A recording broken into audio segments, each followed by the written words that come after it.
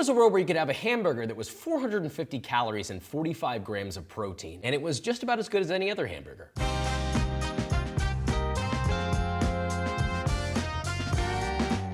This hamburger is actually tremendously good because we're leveraging all of the flavors that go into the traditional hamburger that you would get, but we're using slight modifications to bring the calorie level down, bring the protein level up without having to go clinically insane. You won't even be craving a burger after this. So let's make this, shall we? We're gonna start by making up a quick low-calorie burger sauce. We'll prep our veg and meat, and finally, cook and assemble the burger of our dreams. You could still have a burger, be on diet, and have a sauce. You just have to be cautious what you put in that sauce. 1 tablespoon of a light mayo. I found that light mayo is really the less flavorful mayonnaise. They've replaced some of the oil with water. You could sub this for yogurt, but you would then have the acidity of that. There's many subs, just think outside the box. Then we're gonna do 1 tablespoon of yellow mustard and then 2 tablespoons of sriracha. I didn't do ketchup because ketchup has so much sugar in it and it adds a lot from a carbohydrate standpoint. So I did sriracha just to lessen the load, but still have tons of flavor. Now we're gonna add a little bit of salt to taste, touch of fresh cracked black pepper, a little whisk until homogeneous, and you have a sauce. That sauce should make just enough for 4 servings. Now for the toppings, we're keeping it simple. Whenever you add things like tomato, lettuce, etc., you're introducing water without a ton of flavor, so you're diluting the overall flavor of the burger. So we're keeping it simple with just pickle and onion, but it's important how you cut these. So the pickle, I want whole, try to find small ones, because we're not gonna slice it into coins, we're gonna slice it lengthwise. I wanna keep those a little under a 1/4 inch thick, like this. We do lengthwise for the sake of even coverage. If you do coins, that's fine, but you're gonna end up with little splotches that aren't covered with pickle. I want the whole burger covered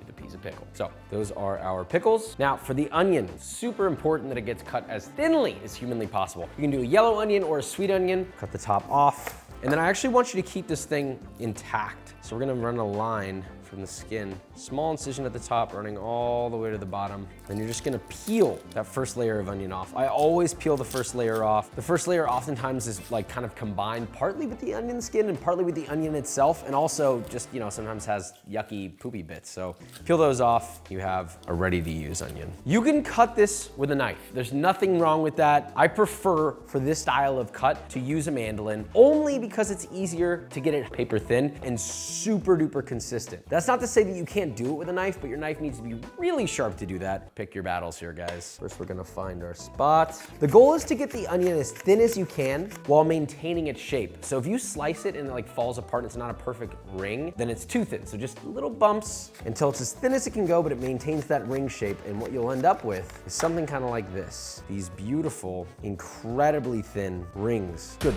Lord, that is a spicy onion. Mother of God. Ugh. But they mound up really beautifully like this. Like, look at that. That just looks nice. The second trick is to take your onion, place it in a small container, and you go into the sink, and you're just gonna wash these very lightly. A lot of people will be like, oh, you're washing the flavor off. They're not gonna be flavorful anymore. You're being a wimp. Listen, if they're not sweet onion or red onion, and it's yellow onion, you have a lot of sulfur and aggressiveness in those onions that are gonna make them really spicy and almost kind of like farty. But if you give them a couple rinses, toss them in some cold water, you can throw in some ice to shock these too, and then drain it, these are gonna be even crunchier, these are gonna have even nicer structure, and they're gonna have a cleaner flavor. Optional, but recommended. The meat. Before we touch this is the thing that's make or break, because normally you would use an 80% or a 75% lean patty. The reason why burgers are great is because it is almost impossible to them up because they have so much fat in the meat. This, on the other hand, is 96% lean. It is very easy to these up. And if you don't cook these correctly, these burgers will suck ass. But I have good news for you. It's very easy to cook them correctly. This is 1.5 pounds of 96% lean ground beef. In order to get the macros the same that's on here, you'll have to use the same type of beef. First, we're gonna make sure that we measure them out. If you don't have a scale, have your butcher do this for you. The point is, we want balls that are about 3 ounces each. Wow, on the dot, 3.0 ounces. Eyeballed. Will we get it again? On the dot, 2 times in a row. I'm getting greedy now. Can we get a third? I feel like this is it. Ah, 2.8. Anyway, we're gonna get balls of 3 ounces. Once you have all your portions, you're gonna take your beef. This will leave you with exactly 2, 4, 6, 8 individual patties. Each burger is gonna contain 2 patties, which is 6 ounces of meat. That's gonna bring you to 45 grams of protein. You like that? I like that. So take all these and roll them into nice balls. They don't need to be perfect. Sometimes when I'm in a rush, I just kind of like throw them together, but the better and more round they are, the more evenly they will smash. So just be aware of that. You do not have a lot of fat in these burgers, so they will get to weird shapes when you press them if they are not shaped evenly. That looks good to me. Balls of meat. We're almost there. It's that easy. Buns. Normally I would make my own, but to make the diet aspect and the counting of calories significantly more accurate and easier, we're using a bun that I actually use at home all the time whenever I'm on diet, which I am right now. The ones that I usually go for are the Dave's Killer Bread buns. Burger buns done right. I don't think that they're the greatest bun in the universe, but they're pretty darn good. And these are 160 calories for one bun. It's not bad. Are they as good as my homemade buns, or are they as good as like a brioche bun? Absolutely not, but they are pretty decent for the caloric intake. When you're toasting these buns, you're gonna do it over medium heat on a plancha, a cast iron, a flat top, I don't care, medium heat. You cannot add butter to these without adding calories. So if you're trying to keep those low, you don't need butter to toast buns. You just need to go over medium heat and don't go too high. So take our buns, they're already halved for us, place them on your griddle, and just get them toasted now while you can before you assemble, before you start cooking your patties. All right, we're just gonna let those toast for like 2 minutes. Then after about a minute of dry toasting, they should be crusty. You're not gonna get as even of a toast on these because there's no butter like saturating the whole thing, but you will still get a nice crisp crust, which is really what you need. Flip those to the other side, and then I want you to toast both the bottom of the bun and the top of the bun. The other option, if you don't wanna toast these on a griddle and you wanna cook your burgers at the same time, these also fit into toasters. You can toast them in a toaster. You could brush the tops of these with butter. I might, for the sake of visuals, but that is not included in the recipe because that is not on diet. Thank you. Once all your buns are toasted, we are ready to cook our patties and assemble. To sear these, you will need some sort of a press. You can use the bottom of a pan or a pot. You can use a burger press like this,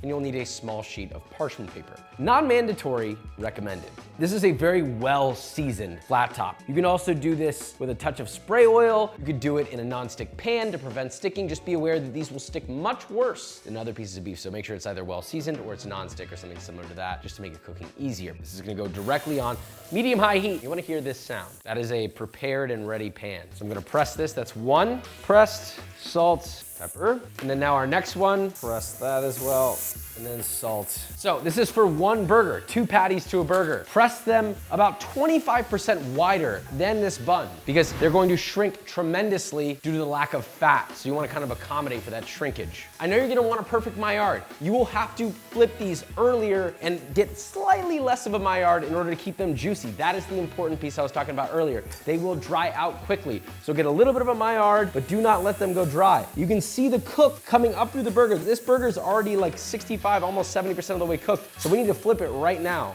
Boom. Not as much Maillard. It is what it is. You can always go hotter to try to avoid it, but listen to me, I'm telling you, this is the secret to creating a really good low-calorie patty without it going dry. I'm gonna cheese this 1 slice of American cheese per burger, not 2. I'm gonna flip this one. We're gonna let that sear for about 1, maybe 2 minutes per side, no more than that. Okay, I'm turning off this side. This cheese is almost melted. Here I stack my patties on top of each other, and now to assemble the burger. First, you're going to take your toasted buns, sauce the bottom bun, add your sliced pickles. I actually trimmed them so they would fit the bun a little better. Some thinly sliced onion, your cheese patty. The last most important step is to sauce your top bun, about a tablespoon, and crown your king. The macro breakdown for a single serving is about 15 grams of fat, 33 grams of carbs, and 45 grams of protein. That's 450 calories. Not bad. I mean, this thing is juicy just looking at it, but how does it taste? Cheers. Honestly, you really can't tell that much of a difference, other than the fact that the patty itself is much more dense. Normally you would get like this sort of oiliness that makes the common burger so great, but the ridiculous juiciness of that helps replace that tremendously. But the flavors are all identical. I mean, it tastes of beef. The American cheese is a really important element. You cannot take that away. Having that American cheese in there, plus the char on the beef and the deep, richy, beefy flavors carried by the juice. The sauce is a little spicy, it's a little sweet, it tastes mustardy, and it's still has some of that creaminess. I mean, this tastes like a perfectly classic burger. If you serve this to anybody, most people would eat this and go, that's pretty dang good. And they would have no idea that they're eating a 450 calorie burger. Is it as good as the best smash burger in the world? Of course it's not. Having that fat makes a big difference, but this gets you like 90% of the way there. So if you're on a diet and you're just trying to just eat a little healthier, get more protein in your diet, but still enjoy a burger and without going insane like I am, this will help you tremendously. Click the link in the description, get the recipe, subscribe, see ya.